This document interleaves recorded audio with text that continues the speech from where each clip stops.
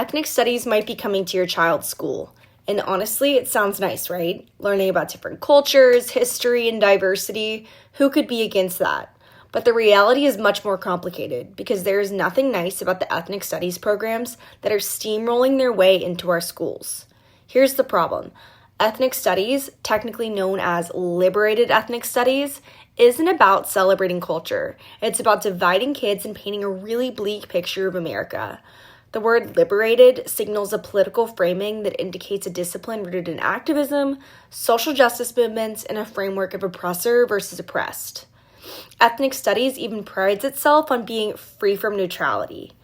It's also important to note that critical race theory is a foundational component of these courses.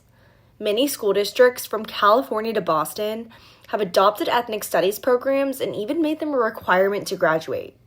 For example, California's state-approved curriculum explicitly lists one of its guiding principles as aiming to critique empire building in history and its relationship to white supremacy, racism, and other forms of power and oppression. That's not neutral history, that's an ideology.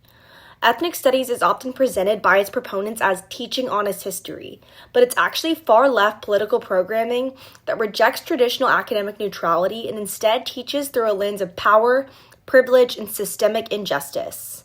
It teaches students to view America as permanently and irredeemably unjust and turns classrooms into political training grounds for young activists. The bottom line, no matter how it is marketed to parents and the public, ethnic studies is not about learning culture or history. It is about tearing down America and our values. And once it's in the classroom, it seeks to change how students see their country, their peers, and even themselves.